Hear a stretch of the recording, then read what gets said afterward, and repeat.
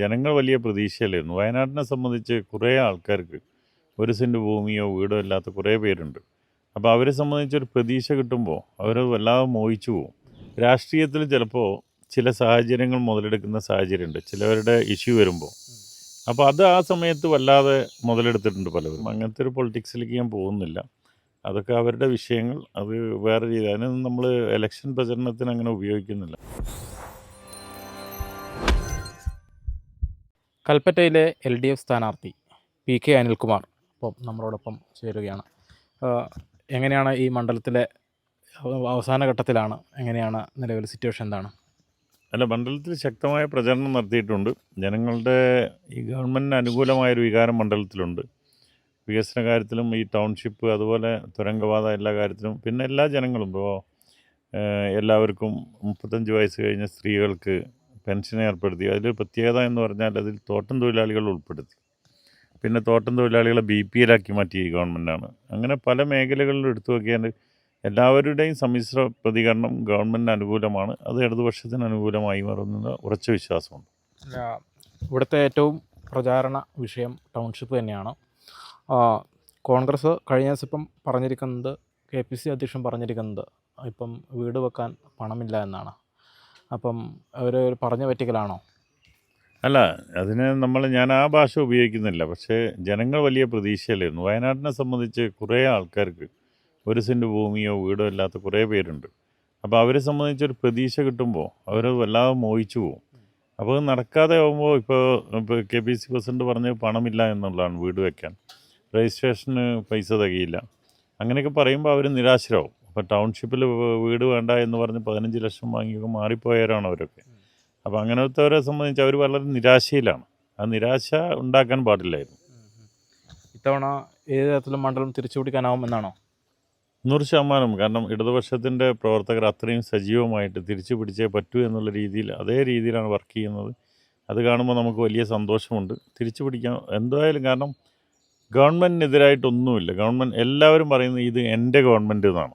ആ വികാരമുണ്ട്. അതുകൊണ്ട് തിരിച്ചു പിടിക്കും. ഇവിടുത്തെ ജനങ്ങളിൽ നിന്നൊക്കെ ഒരു പ്രതികരണം എങ്ങനെയാണ്? കാരണം ഇപ്പം ഈ ടൗൺഷിപ്പ് വന്നു, അതുപോലെ കേരളത്തിൽ തന്നെ ഏറ്റവും നമ്മൾ നോക്കുമ്പോൾ ഏറ്റവും സങ്കടത്തോടെ ജനങ്ങൾ വോട്ട് ചെയ്യാൻ പോകുന്ന ഒരു മണ്ഡലം കൂടിയാണ്. എങ്ങനെയാണ് അങ്ങനെയുള്ള ഒരു ഫീൽ എന്താണ് പുറത്ത് പോകുമ്പോൾ? അല്ല, അതിൽ ഈ ടൗൺഷിപ്പ് എന്ന് പറഞ്ഞാൽ ഒരാളും ഇപ്പം ഞാനടക്കമുള്ളവർ പോലും ഇതുപോലെ വരുമെന്ന് കരുതിയിട്ടില്ല. നമ്മൾക്ക് പ്രതീക്ഷിച്ചതിലും എത്രയോ മുകളിൽ. കാരണം ഇനിയൊരു ദുരന്തം ഉണ്ടാവാൻ സാധ്യതയില്ലാത്ത രീതിയിലുള്ള കൺസ്ട്രക്ഷൻ. പിന്നെ അവർക്ക് കൊടുത്ത ഇലക്ട്രിസിറ്റി, വാട്ടർ എല്ലാം ഞാൻ പറഞ്ഞല്ലോ, എന്താ പറയുക, ഒരു വലിയ മെട്രോ സിറ്റിയിൽ ഉള്ള ഒരു സാഹചര്യമാണ് ഉണ്ടാക്കി കൊടുത്തിരിക്കുന്നത്. ഇപ്രാവശ്യം ഈ വോട്ടിൻ്റെ ഈ തെരഞ്ഞെടുപ്പിൻ്റെ ഏറ്റവും അവസാനത്തിലെത്തുമ്പോൾ ഈ ശ്രുതിയുടെ വിഷയമാണ് കഴിഞ്ഞ ദിവസം ഇടതുപക്ഷം ഉന്നയിച്ചിരിക്കുന്നത്, CPM ഒക്കെ ഉന്നയിച്ചിരിക്കുന്നത്. അപ്പോൾ സിദ്ദിഖൊക്കെ പറയുന്നത്, ഇവിടുത്തെ നിലവിൽ MLA ഒക്കെ പറയുന്നത് ശ്രുതിയെ ഇടതുപക്ഷ ജനാധിപത്യ മുന്നണിയുടെ ഒരു വോട്ടിൻ്റെ ടൂളാക്കി മാറ്റിയെന്നാണ്. അങ്ങനെയല്ല. ചില പൊളിറ്റിക്സ് എങ്ങനെയെന്ന് വെച്ച് കഴിഞ്ഞാൽ ഈ ചാനൽ റേറ്റിംഗ് പോലെയാണ്. ഏതാണ് വാല്യുബിൾ ന്യൂസ് അതിന് നമ്മൾ വല്ലാതെ ഹൈപ്പ് കൊടുത്ത് വരുന്ന പോലെ രാഷ്ട്രീയത്തിൽ ചിലപ്പോൾ ചില സാഹചര്യങ്ങൾ മുതലെടുക്കുന്ന സാഹചര്യമുണ്ട് ചിലവരുടെ ഇഷ്യൂ വരുമ്പോൾ. അപ്പോൾ അത് ആ സമയത്ത് വല്ലാതെ മുതലെടുത്തിട്ടുണ്ട് പലവരും. അപ്പോൾ ആ മുതലെടുത്തപ്പോൾ ആ സാഹചര്യം മാറുമ്പോൾ അതിൻ്റെ നെഗറ്റീവും വന്നിട്ടുണ്ട്. ഇപ്പോൾ ശ്രുതിയുടെ കാര്യത്തിൽ അറിയാം, വല്ലാതെ എല്ലാവരും സഹായിച്ചിട്ടുണ്ട്. പക്ഷെ അതിൻ്റെയൊക്കെ ഞാനാണ് എന്നുള്ള രീതിയിലുള്ള ഒരു സാധനം എടുത്തിരുന്നു. അപ്പോൾ അങ്ങനെ എടുത്ത ഒരാൾ അത് കംപ്ലീറ്റ് ചെയ്യാൻ ഉത്തരവാദിത്തമുണ്ട്. കാരണം അതും ഈ പറഞ്ഞ പോലെ അവർ അതിൽ വലിയ കോൺഫിഡൻ്റ് ആയിരുന്നു. അതുകൊണ്ട് തന്നെ അവരും ടൗൺഷിപ്പിൽ വേണ്ട പറഞ്ഞു 15 ലക്ഷം രൂപ വാങ്ങി. ഇപ്പോൾ അവർക്ക് അതിൻ്റെ കൺസ്ട്രക്ഷൻ പൂർത്തിയാവാത്തതുകൊണ്ട് അവർ തിരിച്ചു പോകണമെന്ന് പറഞ്ഞ് അപേക്ഷ കൊടുത്തിരിക്കുകയാണ്. ഇപ്പോൾ ഇതിന് ശേഷം ശ്രുതിയോട് സംസാരിക്കാനൊക്കെ പറ്റിയിട്ടുണ്ടായിരുന്നു. അവരെന്താ പറയുന്നത്? ഇല്ല, ഞാൻ അവരോട് സംസാരിക്കാനും ശ്രമിച്ചിട്ടില്ല. കാരണം അങ്ങനത്തെ ഒരു പൊളിറ്റിക്സിലേക്ക് ഞാൻ പോകുന്നില്ല.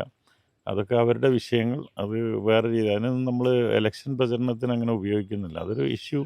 അത് പാർട്ടി ലെവലിൽ ടേക്കപ്പ് ചെയ്തിട്ടുള്ള ഇഷ്യൂകളാണ്. അത് രാഷ്ട്രീയപരമായി അതിന് പറഞ്ഞിരിക്കുന്നത് എന്ന് പറയുന്നത് ഇതുതന്നെയാണ്. ഈ ടൗൺഷിപ്പിൽ വീട് കിട്ടിയവരെ ഇവിടെ വീടുണ്ടെന്ന് പറഞ്ഞ് മാറ്റിയതിൻ്റെ ഒരു അപകടമാണത്. അതൊരിക്കലും ചെയ്യാൻ പാടില്ലായിരുന്നു. കാരണം ടൗൺഷിപ്പ് നടക്കില്ല, ടൗൺഷിപ്പ് ഗവൺമെൻറ്റിൻ്റെതാണെന്നൊക്കെ പറഞ്ഞ് പ്രചരിപ്പിക്കുകയും അവരെയൊക്കെ ഇപ്പോൾ അവരെല്ലാം വേറൊരു പരിസ്ഥിതിയിലാണ്. എവിടെ നിൽക്കും എന്ത് നിൽക്കും എന്നറിയാത്ത രീതി. എന്നിട്ടും ഗവൺമെൻറ് കൊടുക്കുന്ന ഇപ്പോൾ ശ്രുതിയെ സംബന്ധിച്ച് ഗവൺമെൻറ് ജോലി കൊടുത്തു, നിരവധി ആനുകൂല്യങ്ങൾ ഗവൺമെൻറ് കൊടുത്തിട്ടുണ്ട്. ഇനിയും അവരെ ഗവൺമെൻറ് എന്ത് ചെയ്യും, അവരെ കൈവിടില്ല എന്നുള്ള വിശ്വാസം ഞങ്ങൾക്കുണ്ട്. ഇപ്പം ഈ ടൗൺഷിപ്പ് ഉദ്ഘാടനം ചെയ്തിട്ട് ഏകദേശം 1.5 മാസത്തോളമായി.